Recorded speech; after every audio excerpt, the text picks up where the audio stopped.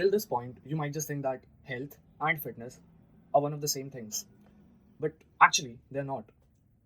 Trying to be extremely healthy versus just trying to look like a bodybuilder are very different things. There's a huge difference between them. And I actually went through this phase initially when I got into bodybuilding and fitness, that I just wanted to look like this, bodybuilder. You know, I wanted to have a physique, but I didn't really actually care about my health at that point of time. And I realized that later because all that time I was just pretending that I'm being healthy because I was fit. That's why. But that's not true. I'll break it down why that is. So, if you're into fitness, okay, you probably already know this. So, one of the most famous things is if the amount of calories and the macros are same, then you can eat whatever you want and still build muscle. That is technically and thermodynamically true. It's not a false statement. But the problem is, do you seriously think that it's good for your health? That it will be optimal for your health?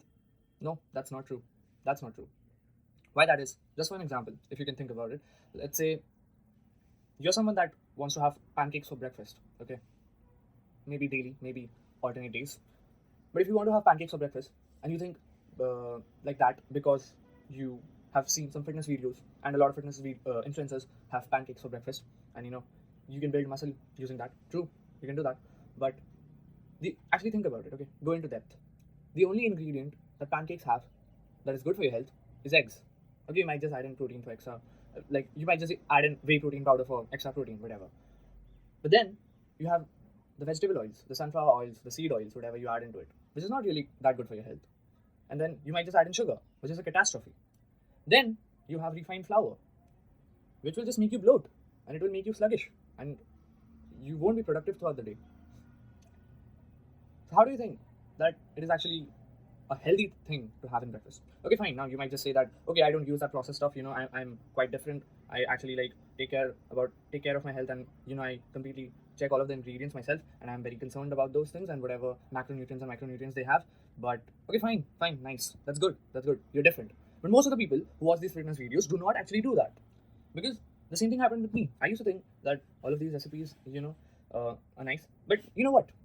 Anyways, the protein powders that like most of the fitness influencers use, okay, they're expensive to buy. So normal people don't just go after those fucking protein powders and buy them because they're costly. Yeah, most of the people don't. The average person that watches those fitness videos just uses garbage stuff like that is junk in the recipe just to make it tasty because they think till it fits the amounts of calories, I'll still have my abs. I'll still not get fat. So it's okay. But you know what? You're destroying your health like that. Even though it might just fit your calories and you might not get fat. Now another thing, okay.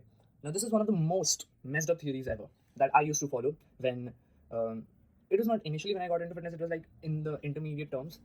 So it is something like this. Okay, there's a theory that in fitness that fapping before going to bed is actually good. Why that is? Because if you fap before bed, then you might just improve your sleep. And if you just improve your sleep by a little bit, you might just have more muscle protein synthesis and you might just recover better. So you might just gain more muscle with time. Correct? Now, remember, that amount of muscle growth is just negligible. It's literally, you don't even need it. And for the sacrifice that you are going to have to do for that muscle growth, like that should make you rethink it. So, is that technically true? Yeah, it is. It is. But let's say health wise, okay? If you fap before bed every single day, it's going to obviously harm your mental health. And well, sometime later, you might just start watching porn before bed. And then now you're literally, since you're watching porn and fapping before bed every single day, now since it has become a habit, it has become an addiction, now you will destroy both your physical and your mental health because now you're just looking at blue light screens every single day before going to bed. And that will literally disturb your melatonin production, the hormone that you require for good sleep. So, like, buddy, in the end, do you see the irony there? The very thing that you started to improve your sleep ended up destructing it. That's what happens. That's what is technical advice for you. Technical advice is not like just completely correct to follow every single time. And one more thing about sleep, okay? Now, this is also, again, technically speaking, if you sleep 7 to 8 hours, that's enough to build muscle, and you can get that time in at any point of the day. That's, yeah, that's again technically true. Yeah, you can sleep at any point of the day, but you just need 7 to 8 hours of sleep to build muscle. Okay. Hmm. But again, think about it. Is that really good for your health? No, definitely not. Like, your body has this circadian rhythm, so it works like this biological clock type of thing. Okay, you don't need a lot of depth to understand this. The point is, it just works like, you can just understand it like a system that keeps track of when's the time to wake up and when's the time to go to bed. So it works like this internal clock that is inside of your body. Now the point is, why is that important? Because circadian rhythm maintains like this flow of like hormones, and it regulates like body temperature and other things that actually, you know, optimize your body in a way, so that, you know, when's the time to wake up, your body has like all of the functions working to wake up, and when's the time to go to bed, your body works in a particular way so that it can be ready to go to sleep. Now if you just, you know, follow the fitness influencer advice that, yeah, just 7 to 8 hours of sleep, you sleep whenever you want, and then but you just like, you know, have late nights, and then sometimes you have early mornings, like sometimes you know, go for walks at 5 a.m. and, you know, go to bed at 9 p.m. and then sometimes you just have late night parties till like 1 a.m. in the morning, and you just like, you know, in the end, and sometimes you might just sleep 4 hours a night, and then you might just sleep 3 hours in the daytime. That will mess it up. That, like, your circadian rhythm is fucking gone. Okay, it is destroyed. So if you just sleep anyhow, however you want, just according to your preferences, and still get 7 to 8 hours of sleep, yeah, you will still build muscle, bro. You will still build muscle. Technically true. But in the end, your health is definitely sacrificed for it.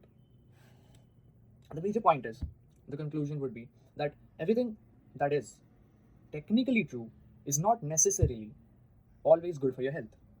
And certainly, in a lot of cases, it isn't. Okay. So, point is, you shouldn't just blindly follow fitness influencers, because it is not always good advice for your health, even though for fitness it might be. Those are two different things. You can say that some of the advice, no, not okay, sorry, I want to go at it again. You can say that all of the advice from some of the fitness influencers might be good. Also, you can say that some of the advice from all of the fitness influencers might be good. But remember this, all of the advice from all of the fitness influencers is never good. That will never be good.